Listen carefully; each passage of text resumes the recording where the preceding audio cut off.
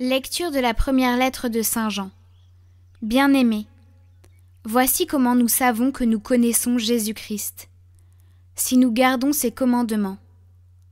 Celui qui dit « Je le connais » et qui ne garde pas ses commandements est un menteur. La vérité n'est pas en lui. Mais en celui qui garde sa parole, l'amour de Dieu atteint vraiment la perfection. Voilà comment nous savons que nous sommes en lui.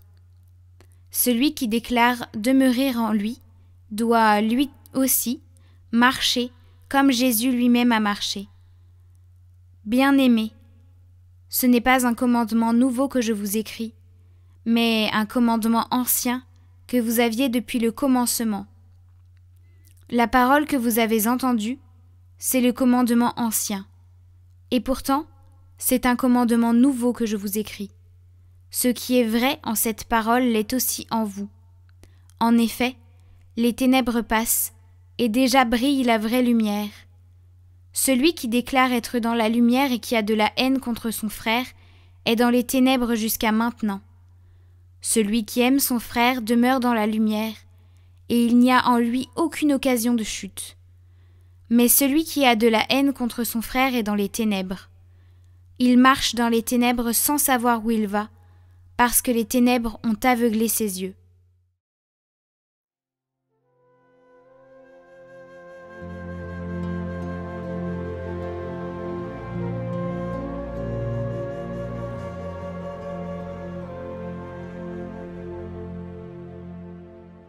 Joie au ciel, exulte la terre.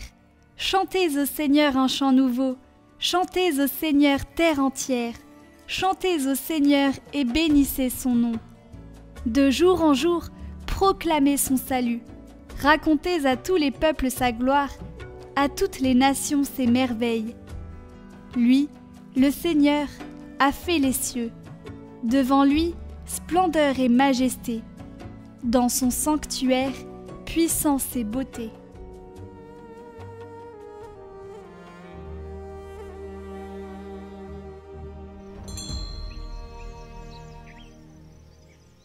Évangile de Jésus-Christ selon saint Luc.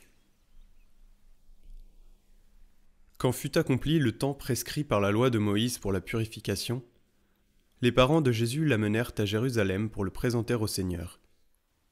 Selon ce qui est écrit dans la loi, tout premier-né de sexe masculin sera consacré au Seigneur. Il venait aussi offrir le sacrifice prescrit par la loi du Seigneur, un couple de tourterelles ou 2 petites colombes. Or, il y avait à Jérusalem un homme appelé Siméon.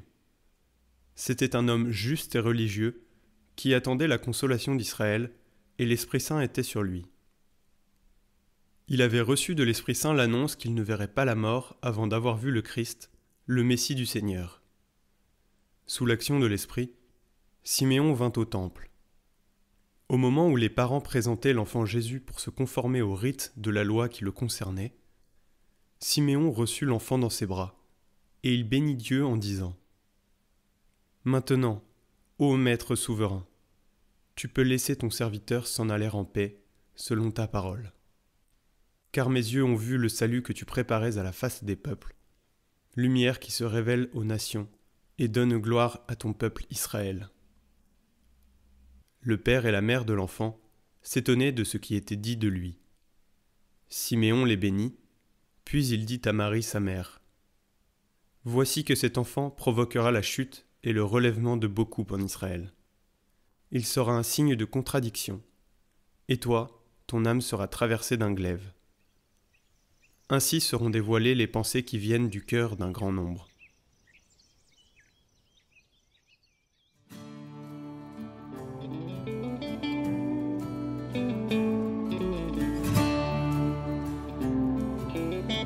C'est le but de notre existence, que tout s'accomplisse et se transforme en amour. Si nous croyons cela, la mort cesse de nous faire peur, et nous pouvons aussi espérer quitter ce monde de manière pacifique, avec confiance. ceux qui ont rencontré Jésus ne craignent plus rien. Nous pouvons nous aussi répéter les paroles du vieux Siméon. Lui aussi fut béni par la rencontre avec le Christ, après une vie passée à anticiper cet événement. Seigneur, laisse maintenant ton serviteur partir en paix, selon ta parole, car mes yeux ont vu ton salut.